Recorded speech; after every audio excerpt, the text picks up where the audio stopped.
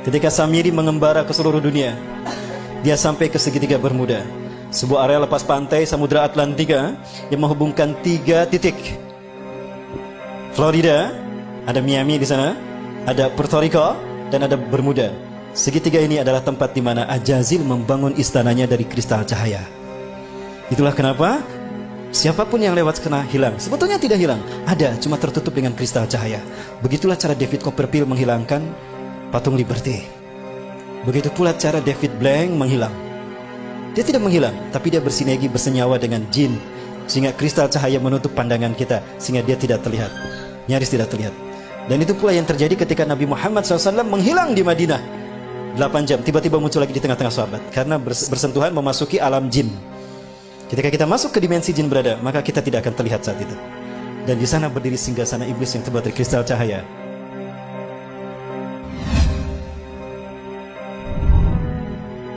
Mereka bergerak menguasai dunia dalam 3 ranah: simbol, ritual, dan arsitektur.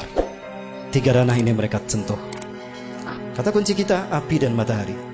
Ya, tadi dikatakan, karena engkau telah menghukum aku tersesat, aku akan sesatkan manusia dari jalanmu yang lurus, dari Shiratal Mustaqim. Artinya akan ada sosok lain yang disembah selain kau. Itu adalah Dewa Matahari, dan dia berhasil. Di zaman Nabi Ibrahim, dia menjadikan Raja Namrud sebagai Dewa Matahari. Betul? Lihat Nabi Ibrahim. Oh, ini bintang Tuhanku. Begitu menghilang, oh bukan. Oh, ini bulan besar. Ini Tuhanku. Oh, bulan. Bukan. Berarti bulan bukan Tuhan. Oh, ini matahari lebih besar. Tapi matahari pun tenggelam. Oh, berarti bukan Tuhan. Itu apa maksudnya? Nabi Ibrahim untuk menunjukkan kalau bulan, bintang, dan matahari bukan Tuhan.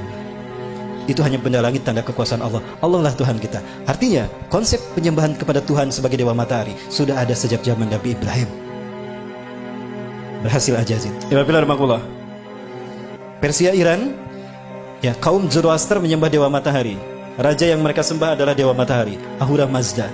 Penyebar pemuka agama Zoroaster disebut Magi. Cara mereka mendakwahkan Zoroaster, Magi ini dengan cara sihir, magic. Ke dalam bahasa Arab menggunakan sin, jadi majusi. Maka ketika mereka merayakan hari besar mereka, mereka selalu menyalakan mercon. Maka ketika umat Islam merayakan pergantian tahun baru Masehi, saat itu mereka disesatkan 3 agama. Ingat, tahun Masehi dibuat oleh seorang biarawan Katolik, Dionysius Exiguus. Dia adalah biarawan Katolik yang ditugaskan oleh Vatikan untuk membuat penanggalan Masehi yang titik tolaknya Natal. Maka dibuatkanlah penanggalan tahun Masehi yang diberi nama kemudian Anno Domini. Tahu apa arti Anno Domini? Tahun Anno Domini artinya tahun Tuhan kita.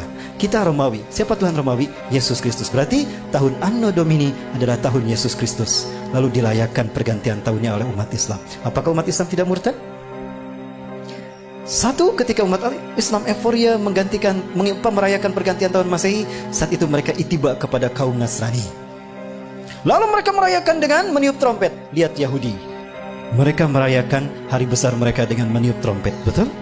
Saat itu pun Yahudi diikuti oleh kaum muslimin. Dan kemudian mereka merayakan mercon. Maka di saat itulah mereka lengkap sekali, disesatkan 3 agama. Yahudi tiup trompet, Nasrani menyambut tahun baru, Majusi merayakan menyalakan mercon. Ada yang ikutan syahadat lagi. Nah, baik, saya perjelas. Yunani, negara penyembah Dewa Matahari. Dan Dewa Matahari mereka namakan Helios. Bahkan mereka membuat Heliopolis, kota Dewa Matahari. Yunani, ketika mereka merayakan hari besar mereka menyembah Dewa Helios, mereka melakukannya dengan pawai obor keliling negeri. Pawai obor keliling negeri. Dan puncaknya di Bukit Olympus, di sebuah lampangan besar, mereka menyalakan obor raksasa.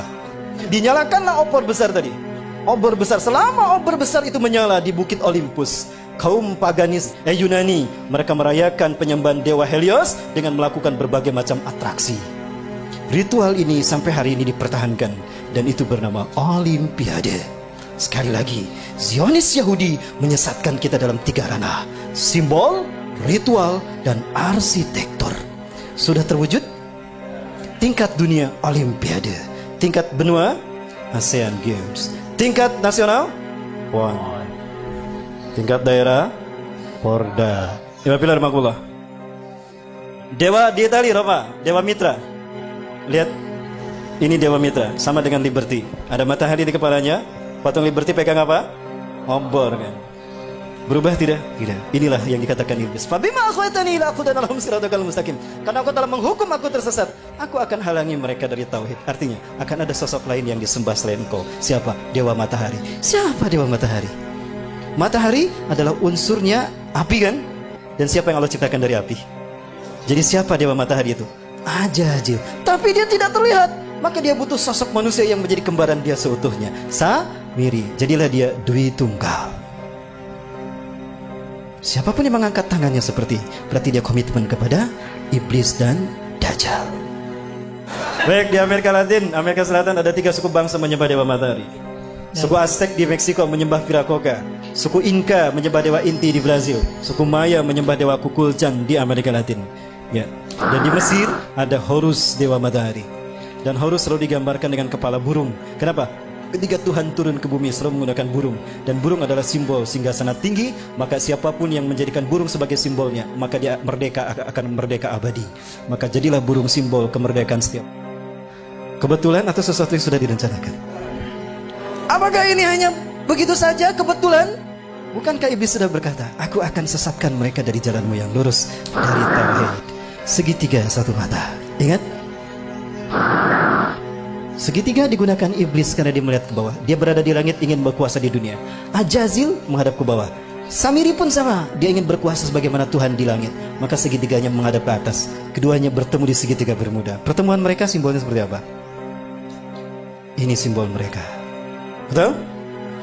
Dari sinilah filosofi pertemuan iblis dan Dajjal, yang kalau disimbolkan dengan tangan seperti ini. Dan ini angka 11. Dan kembar.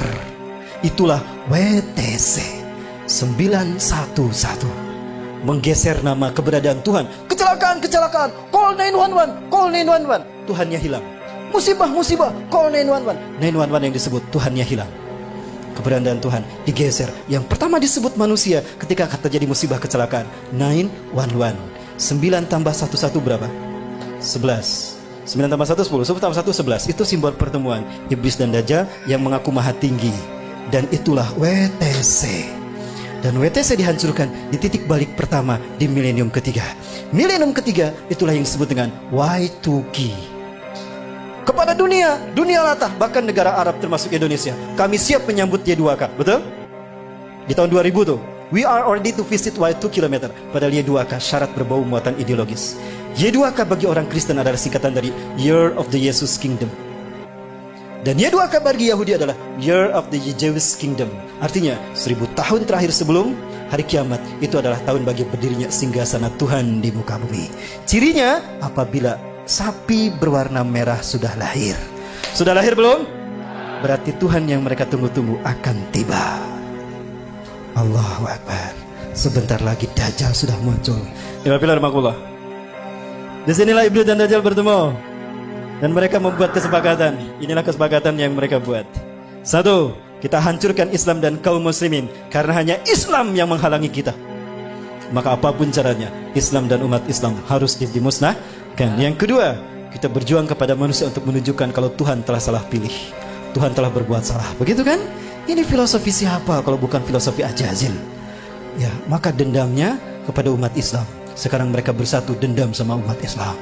Ketika Samiri mengembara ke seluruh dunia, dia sampai ke segitiga Bermuda, sebuah area lepas pantai Samudra Atlantika yang menghubungkan 3 titik. Florida, ada Miami di sana, ada Puerto Rico, dan ada Bermuda. Segitiga ini adalah tempat di mana Ajazil membangun istananya dari kristal cahaya. Itulah kenapa siapapun yang lewat kena hilang. Sebetulnya tidak hilang, ada, cuma tertutup dengan kristal cahaya. Begitulah cara David Copperfield menghilangkan patung Liberty. Begitu pula cara David Blank menghilang. Dia tidak menghilang, tapi dia bersinergi, bersenyawa dengan jin, sehingga kristal cahaya menutup pandangan kita, sehingga dia tidak terlihat, nyaris tidak terlihat. Dan itu pula yang terjadi ketika Nabi Muhammad SAW menghilang di Madinah 8 jam, tiba-tiba muncul lagi di tengah-tengah sahabat, karena bersentuhan memasuki alam jin. Ketika kita masuk ke dimensi jin berada, maka kita tidak akan terlihat saat itu. Dan di sana berdiri singgasana iblis yang terbuat dari kristal cahaya. Nah, di pertemuan itu Ajazil sangat gembira ketika Samiri datang. Come here Sam, come here Sam. Samiri, Ajazil selalu memanggil seseorang dengan satu suku kata pertama. Come here Sam, come here Sam. Kemari Sam, kemari Sam.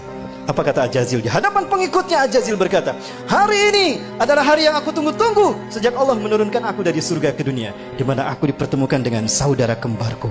Panggillah dia oleh kalian sebagai Paman Sam. Nyambung tidak? Nyambung dengan Amerika. Inilah jawaban kenapa Amerika menjadi negara superpower. Kenapa dia intervensi urusan negara orang lain. Dan kenapa dunia seolah takut tidak mau menghukum Amerika dan Israel? Karena Amerika adalah negara bentukan Dajjal. Saya yakin demi Allah,